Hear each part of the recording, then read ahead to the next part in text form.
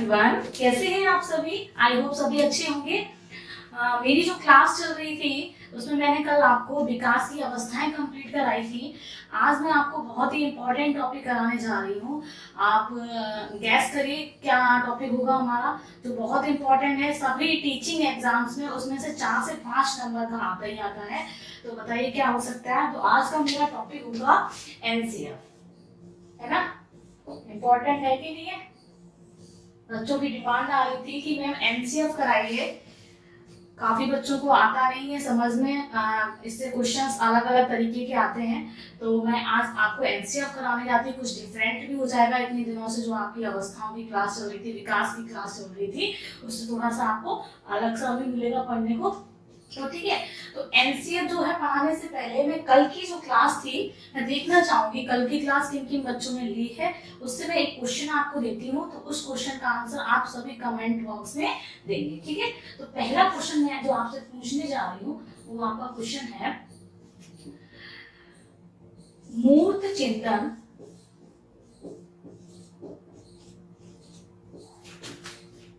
बालक किस अवस्था से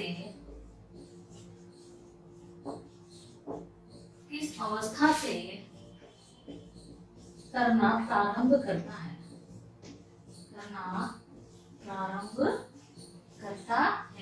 इजी सा क्वेश्चन है।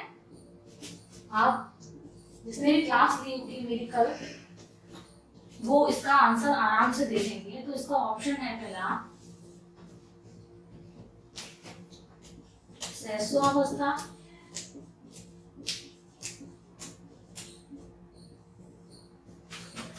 नेक्स्ट है पूर्व बाल्यावस्था,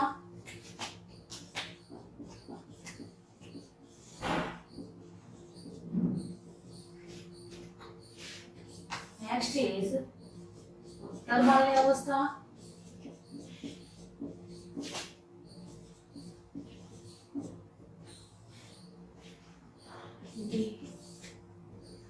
किशोरा। तो फटाफट इसका आंसर दीजिए। जिसने भी क्लास को लाइक शेयर सब्सक्राइब नहीं किया है, पहले क्लास को लाइक करें, सब्सक्राइब करें और अपने फ्रेंड्स के साथ शेयर कर दें। बहुत ही इंपॉर्टेंट क्लास चलने वाली है आज। तो इसका आंसर दीजिए। मैं चेक करूंगी सभी बच्चों का किस किस का आंसर आया है, ठीक है? तो इजी सा क्वेश्चन है, मैं आपका इसका रिप्लाई कल दूंगी। जिस बच्चों को भी नहीं आया तो इसको रिप्लाई मैं कल दूंगी। आज आप आंसर देंगे, ठीक है?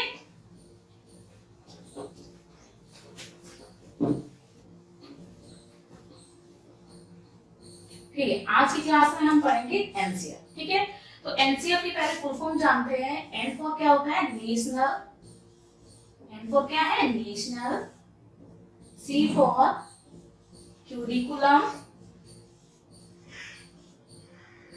और एफ फॉर क्या है? फ्रेमवर्क। ठीक है? तो नेशनल क्यूरिकुलम फ्रेमवर्क, हिंदी में क्या बोलते हैं इसको? राष्ट्रीय पाठ्यचर्या की रूपरेखा। राष्ट्रीय पाठ्यचर्या की रूपरेखा।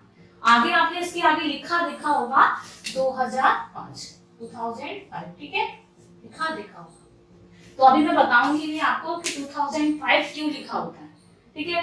पहले जानेंगे नेशनल पाठ्यचर्या की रूपरेखा। यहाँ पर पाठ्यचर्या का मतलब क्या है? जो यहाँ पर पाठ्यचर्या का मतलब है वही पूरा एनसीएफ है, ठीक है? तो पाठ्यचर्या आपने पाठ्यक्रम पढ़ा होगा। पाठ्यक्रम सभी जानते हैं क्या होता है? सिलेबस बोलते हैं इसको, ठीक है? और यहाँ पे पाठ्यचर्या मतलब क्या है? क्यूरिकुलम। तो what is the difference between syllabus and curriculum? Syllabus क्या होता है? सिलेबस अभी जानते हैं, इसका ये सिलेबस है, इसका वो सिलेबस है। टेट के फॉर्म आ जाएंगे, सबसे पहले सिलेबस देखा जाएगा। सुपर टेट के फॉर्म आ जाएंगे, सबसे पहले सिलेबस देखा जाएगा। कोई भी फॉर्म आते हैं सबसे पहले सिलेबस देखा जाता है। तो सिलेबस है क्या? सिलेबस क्या होता है? कंटेंट, टॉपिक जो होते हैं हमारे एग्जाम में, जो भी टॉपिक्स आते हैं वो कंटेंट कहलाता है, वही क्या होता है, हमारा सिलेबस होता है। एक टॉपिक तैयार कर लिया, दूसरा टॉपिक तैयार कर लिया, नेक्स्ट टॉपिक तैयार कर लिया, इस तरीके से हम कंप्लीट अपना सिलेबस पढ़ते हैं, ठीक है। अब क्यूरिकुलम में डिफरेंस क्या होगा, तो इतनी सी बात जान लीजिए, जो सिलेबस होता है छोटा पार्ट होता है किसका, पाठ्यचर्या का। मतलब पाठ्यक्रम जो है वो क्या है, स्मॉल पार्ट किसका है, क्यूरिकुलम का। और क्यूरिकुलम क्या हो जाता है, ब्रॉड पार्ट हो जाता है किसका, क्यूरिकुलम किसका ब्रॉड पार्ट है, आपका सिलेबस का, ठीक है। तो ये छोटा सा पार्ट है, इसमें सिर्फ और सिर्फ क्या आता है, कंटेंट आता है। क्या आता है, कंटेंट, ठीक है, कंटेंट आता है। और ये क्या है, ये आज में आपकी एक्टिविटीज में आ जाती है, क्लास में एक्टिविटीज कराई जाती हैं, डेली एक्टिविटीज कराई जाती हैं, ठीक है। एक्टिविटीज में आपको कोई भी आपसे क्विज कराई जा सकती है, कोई भी आपसे आर्ट कॉम्पिटिशन कराई जा सकती है, कुछ भी नया समथिंग पढ़ाई से थोड़ा सा अलग हटकर जो भी क्रियाएं कराई जाती हैं, पाठ्य सहगामी क्रियाएं जिनको बोलते हैं, ठीक है। पाठ्य सहगामी क्रियाएं भी किसमें इंक्लूड होती है, पाठ्य सहगामी क्रियाएं किसमें आ जाती है, करिकुलम का एक पार्ट है। तो सबसे मिलकर एक्टिविटीज मिलकर पाठ्य सहगामी क्रियाएं, इंडोर गेम्स, आउटडोर गेम्स, सब कुछ इन्वॉल्व होकर क्या बनता है, करिकुलम बनता है। तो करिकुलम क्या है, एक ब्रॉड पार्ट है किसका, सिलेबस का। और सिलेबस क्या है, सिर्फ और सिर्फ आपका जो पढ़ने की सामग्री होती है, जिसमें आपको एक चैप्टर बाय चैप्टर कंप्लीट कराया जाता है, वो आपका क्या कहलाता है, सिलेबस कहलाता है। तो भाई आपका एनसीएफ जो है पूरा वेस्ट किसके ऊपर है, पाठ्यचर्या का वेस्ट है। एनसीएफ आपको इसलिए दिया गया है क्योंकि बच्चे को क्या है कि आप पढ़ाई से थोड़ा सा हटकर कुछ सिखाएं, कुछ अलग उसको इंटरेस्ट जगाएं, जिससे बच्चा क्या है स्कूल जाने से बोर ना हो, पढ़ने से बोर ना हो। पहले बच्चे क्या करते थे, बैग टांग कर स्कूल जाते थे, बैग इतने भारी भारी होते थे, पेरेंट्स लेकर जाते थे हाथ में पकड़कर। बैग अगर आप पकड़े तो उसमें ऐसा लगता था कि पत्थर भरे होंगे, इतने भारी भारी वजन होता था बैग का। छोटे छोटे से बच्चे, बैग इतना भारी, ठीक है। तो बैग का जो वजन है वो कम करने की बात की गई है, किसके द्वारा, एनसीएफ के द्वारा की गई है। तो भाई इसका जो लोगो है वो भी आपका यही है। लोगो क्या है, पूछा जाता है एग्जाम में, लोगो क्या है, सूत्र, ठीक है। तो सूत्र इसका क्या है, या लोगो बोल सकते हैं, क्या है, बिना बोझ की शिक्षा, बिना बोझ की शिक्षा।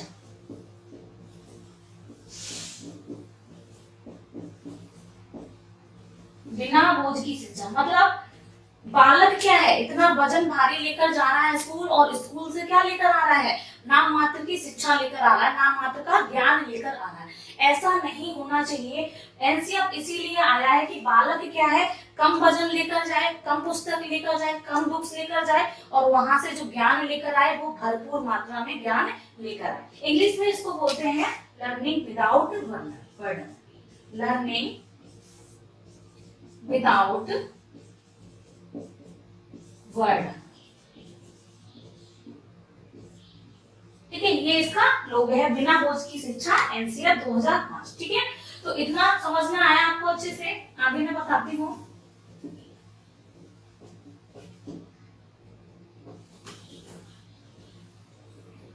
सबसे पहले आपका जो एनसीएफ आया है, तो सबसे पहले एनसीएफ आया 1975, और इससे भी पहले आया, पहला संस्करण पूछेंगे, फर्स्ट संस्करण जो आपका बना है, ठीक है, जो फर्स्ट संस्करण आपका बना है वो क्या है,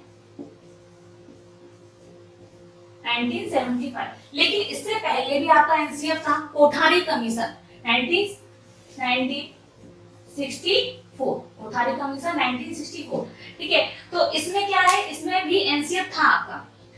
कोठारी जो दौलत सिंह, प्रोफेसर दौलत सिंह कोठारी है, इस कमीशन के अध्यक्ष थे, इन्होंने इस पर वर्क किया। तब आपका इसका नाम एनसीएफ नहीं था, ये शिक्षा नीति के नाम से फेमस था, ठीक है। तो बहुत सारे सुधार किए गए आपकी शिक्षा में, क्या होना चाहिए, क्या नहीं होना चाहिए, कौन सी कमियां हैं जिनको दूर किया जाए, बच्चे की पढ़ाई में किस तरीके से क्या जोड़ा जाए, जिस तरीके से बच्चे की शिक्षा बेहतर बन सके।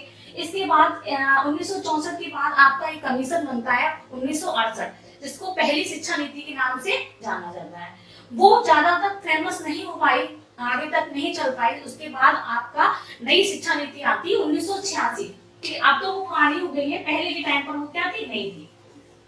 1986। तो 1986 के अंतर्गत ही आपको 1975 के अंतर्गत ही आपको क्या था 1986 शिक्षा नीति बनती है। ठीक है, 1986 के बाद आपकी जो नई शिक्षा नीति बनती है 1992। ठीक है, जिसको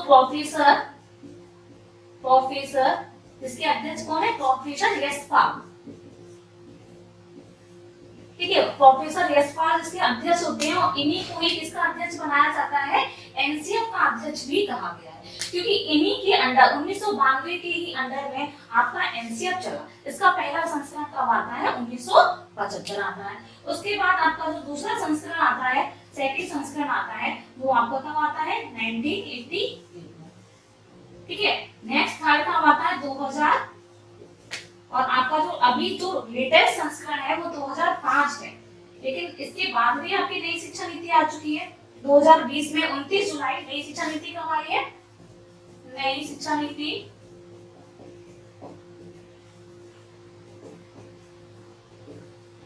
29 जुलाई अप्रूवल कब हुआ इसका, 29 जुलाई। ठीक है, 2020।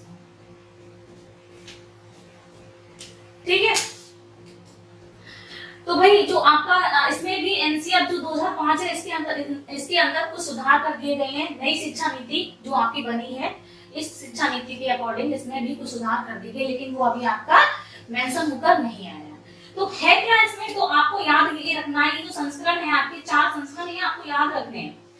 सबसे पहला संस्करण कब आया था, 1975 में आया था। 1975 के बाद 1988 में, उसके बाद 2000, 2005 से पहले कब, 2000। इस तरीके से आपको डेट पूछी जा सकती है। ठीक है, तो ये आपका 2018 में जो आपका सीटेट एग्जाम आया है, तो उसमें आपका ये क्वेश्चन भी पूछा जा चुका है। ठीक है, बच्चों में ज्यादातर बच्चों ने उसमें 2005 ऑप्शन लगाया था, लेकिन उसका आंसर करेक्ट क्या था, 1975 था, क्योंकि उसमें क्वेश्चन में ये दे रखा था एनसीएफ कब बना है। ठीक है, तो एनसीएफ कब बना है, 1975। अब देखते हैं कि इसकी शुरुआत कब हुई थी। तो भाई इसकी शुरुआत हुई थी जो आपके रविन्द्रनाथ टैगोर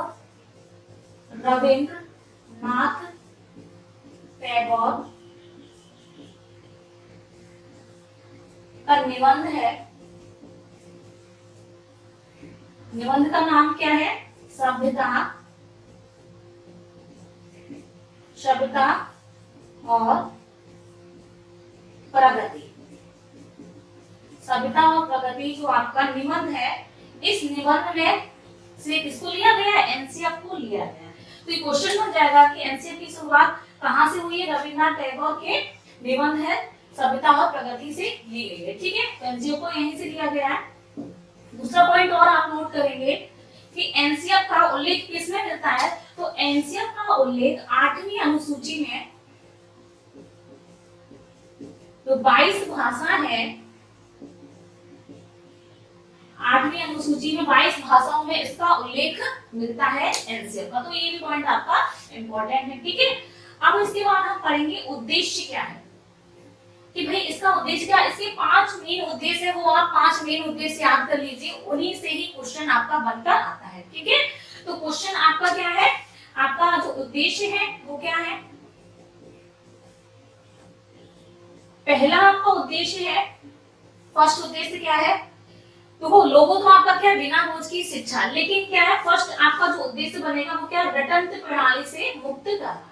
रटंत्र प्रणाली से मुक्त करना, किसको, शिक्षा को रटंत्र प्रणाली से मुक्त करना। ठीक है, मतलब ऐसा नहीं है कि बालक बस रट रहा है बैठकर, टीचर क्लास में आ रहा है, बच्चों से कह रहा है किताब खोलो, याद करो, रटना प्रारंभ करो, ठीक है, याद करो, सुनाओ, इस तरीके से नहीं है। टीचर्स को इस तरीके से बच्चों को समझाना है, इस तरीके से एक्टिविटीज के माध्यम से बच्चों को पढ़ाना है, जिससे कि बच्चा जो कमजोर होता है वो भी अच्छे से समझ सके। ठीक है, जो बच्चा पढ़ने में होशियार है वो भी अच्छे से समझ सके, और जो बच्चा मीडियम है वो भी समझ सके। हर लेवल का बच्चा जो है इंटरेस्ट ले, हर लेवल के बच्चा उसमें उस चीज को समझ सके। ऐसा नहीं है कि बच्चे रटते जा रहे हैं, उनको उस चीज का अर्थ नहीं पता है। तो ठीक है, पढ़ाई को ऐसा बनाना है कि जो इंटरेस्टिंग हो और बच्चा क्या हर चीज को समझ कर पढ़ सके। ठीक, नेक्स्ट पॉइंट हमारा बनेगा कि कक्षा के बाहरी, कक्षा के बाहरी जीवन, कक्षा को लिखें, कक्षा को बाहरी जीवन से जोड़ना, जीवन से जोड़ना। बच्चों को हर चीज को साक्षात्कार करके पढ़ाया जाए, हर चीज उनको दिखाई जाए, उनके जीवन से जोड़कर पढ़ाया जाए। जैसे हमें विभिन्न प्रकार के जल पढ़ाने हैं, तो हमें बच्चों को हम गांव में लेकर जाएं, ठीक है, जगह जगह लेकर जाएं, उनको दिखाएं कि बच्चों ये तालाब में भरा हुआ जल है, ये जल होता है, ये जो नलों में जल आता है ये स्वच्छ जल होता है, ठीक है। इस तरीके से उनको हर चीज के बारे में साक्षात्कार करके पढ़ाया जाए, भ्रमण करके पढ़ाया जाए, जिससे बच्चा क्या खुद से देखेगा और समझेगा, ठीक है। ऐसे आप उनको किताब में रटाएंगे, लिख कर दिखाएंगे, इस तरीके से बच्चा चीजों को नहीं समझ पाएगा। तो हर चीज को हम बच्चों से रिलेट करके, लिंक करा के, रियल लाइफ से जोड़कर हमें बच्चों को पढ़ाना है, ठीक है। ठीक है, तो कक्षा को गतिविधि से जोड़ना, गतिविधि मतलब एक्टिविटी, ठीक है। क्लास में डेली डेली नई नई एक्टिविटीज कराई जाए, बच्चे सभी इंटरेस्ट लेंगे, बच्चे सभी पढ़ने में रुचि जागृत होगी सभी की। बच्चे कभी कभी ऐसा होता है कि बच्चे पढ़ने का मन नहीं करते तो टीचर का भी मन नहीं करता, ऐसा नहीं करना है। बच्चे का मन नहीं है तो कुछ ऐसी एक्टिविटीज कराई जाए कि सारे के सारे बच्चे क्या इंटरेस्ट में पढ़ने में, ठीक है। नेक्स्ट पॉइंट हमारा होगा पाठ्यचर्या पुस्तक केंद्रित ना रह जाए, पुस्तक केंद्रित ना रह। मतलब क्या है कि ऐसा नहीं है कि हम बच्चे को सिर्फ और सिर्फ बुक्स पढ़ा रहे हैं, बुक्स रटा रहे हैं, सिलेबस जो दिया गया बुक्स में वही हम करा रहे हैं। एक महीने हमने बच्चों को पढ़ाया, उसके बाद एग्जाम ले लिया, फिर पढ़ाया, फिर एग्जाम, बस इतना ही सीमित नहीं रहना है। बच्चों को विभिन्न प्रकार की एक्टिविटीज करानी है। बच्चे को जो एग्जाम मूल्यांकन में भी एक्टिविटीज को शामिल करना है, उनकी ग्रुप एक्टिविटीज देखिए, ठीक है। हर तरीके से उनको बच्चों के आपस में कंपटीशन, और कंपटीशन भी ऐसी करानी है जो बच्चों का शारीरिक विकास करे, मानसिक विकास करे, आपस में एक दूसरे से लड़े झगड़ा करें, इस प्रकार की हम कंपटीशन नहीं कराएंगे, ठीक है। नेक्स्ट है आपका ऑप्शन, बालकों को राष्ट्रीय मूल्यों के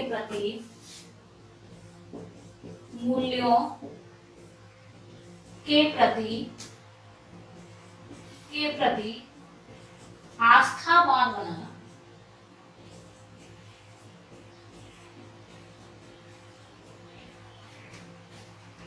मूल्य बालकों के अंदर हम कैसे जागृत कर सकते हैं? ऐसा नहीं कि हम क्लास में आए उनको डेली डेली उपदेश दे रहे हैं, डेली डेली भाषण दे रहे हैं, झूठ मत बोलो, अच्छा काम करो, सच बोलो, ठीक है। इस तरीके से बालक के अंदर कभी भी मूल्य जागृत नहीं हो सकते हैं। अगर हमें उनके अंदर मूल्य जागृत करने हैं तो कुछ ऐसी एक्टिविटीज करानी है, कुछ ऐसा निबंध प्रतियोगिता करानी है, कुछ सांस्कृतिक प्रोग्राम कराने हैं, जिस तरीके से बालक खुद ब खुद अपने अंदर खुद ही उनके अंदर क्या मूल्य जागृत होंगे। और क्लास का माहौल भी ऐसा रखना है, कक्षा का वातावरण इस प्रकार से रखना है कि बच्चे खुद ब खुद चीजों को, अच्छी अच्छी चीजों को ऑब्जर्व करेंगे, ठीक है। टीचर एक ऐसा होना चाहिए, जो टीचर अच्छा होगा, टीचर के अंदर मूल्य अच्छे होंगे तो बच्चे टीचर्स को देखकर ही सीखते हैं। आपने देखा होगा छोटे छोटे बच्चे जब घरों पर जाते हैं तो टीचर की कॉपी करते हैं, ठीक है। जैसा टीचर उनका होता है वैसा ही घर पर करने का प्रयास करते हैं। तो एक जब टीचर मूल्यवान होगा तो बालक अपने आप मूल्यवान बन जाएंगे। तो हमारे क्लास का वातावरण, विद्यालय का वातावरण इस प्रकार से होना चाहिए कि बालकों के अंदर मूल्य जागृत ऑटोमेटिक हो जाए। उनको जागृत करने के लिए हमें खुद प्रयास ना करना पड़े, वो खुद ब खुद उनके अंदर जागृत हो जाए, ठीक है। तो ये आपके 5 उद्देश्य है, बहुत इंपॉर्टेंट, इन्हीं से ही आपके क्वेश्चंस बनकर आते हैं एग्जाम में, ठीक है। तो ये 5 उद्देश्य आप उनको याद कर लेना अच्छे से। नेक्स्ट कुछ चीजें और इम्पोर्टेंट है वो मैं आपको बता देती हूँ, जो आपकी एनसीएफ ने बोला है, एनसीएफ ने ये तो आपका त्रिभाषा सूत्र की बात की है एनसीएफ ने। त्रिभाषा सूत्र पता होगा सभी को, त्रिभाषा सूत्र क्या है? 3 भाषाओं को शामिल करना, ठीक है। तो एनसीएफ 3 भाषाओं पर फोकस करता है। त्रिभाषा सूत्र में कौन कौन सी भाषाएं आ जाती हैं? एक आपकी राष्ट्र की भाषा, एक आपकी राष्ट्र की भाषा, दूसरी है आपकी राज्य की भाषा, राज्य की भाषा। नेक्स्ट आपकी क्या है, अन्य भाषा, ठीक है, अन्य भाषा। तो ये 3 भाषाओं को शामिल किया जाए। राष्ट्रीय भाषा हिंदी, ठीक है, राष्ट्र राज्य की भाषा जो आपके राज्य में विभिन्न प्रकार की भाषाएं बोली जाती है वो भाषा, और अन्य भाषा में आपकी इंग्लिश हो सकती है, संस्कृत हो सकती है, उर्दू हो सकती है। तो इन भाषाओं को शामिल किया जाए, ठीक है। आपकी जो बालक की जो पुस्तक हो ऐसी ना हो कि मोटी हो बहुत ज्यादा, आप उनको मोटी पुस्तक पढ़ा रहे हैं, ठीक है, और ज्ञान क्या है, नाम मात्र का नहीं हो पा रहा है, बच्चे पुस्तक को रटते जा रहे हैं, इस तरीके से आपको शिक्षा बालकों को नहीं दे रही है। गतिविधि कराई जा रही थी, गतिविधि में क्या हो कि आपके पेरेंट्स भी शामिल किए जाए, ठीक है, जैसे पेरेंट्स भी क्या है देखेंगे अपने बच्चों को, बच्चों को भी अच्छा लगेगा कि हमारे पेरेंट्स स्कूल में आ रहे हैं और हमारी एक्टिविटीज में शामिल हो रहे हैं। तो इस तरीके से नए नए प्रयास किए जाए, नई नई शिक्षा दी जाए, नए नए कार्यक्रम किए जाए क्लास में, बच्चों को भी अच्छा लगेगा, शिक्षक को भी अच्छा लगेगा, क्लास बोरियत नहीं होगी, ठीक है। इस तरीके से बच्चों को शिक्षा प्रदान, एनसीईआरटी आपका सब कुछ यही बताता है, जिससे बच्चों का क्या मूल्यांकन भी अच्छा हो सके, मापन भी अच्छा हो सके, और हर तरीके से उनका मूल्यांकन मापन बनके और हर तरीके से उनका अवलोकन किया जा सके, यही आपका एनसीएफ कहलाता है, ठीक है। तो आई होप आप सभी को मेरी क्लास अच्छी लगी होगी। लाइक करें, शेयर करें, सब्सक्राइब करें। कल फिर मैं मिलती हूँ नए टॉपिक के साथ। आज के लिए इतना ही, धन्यवाद।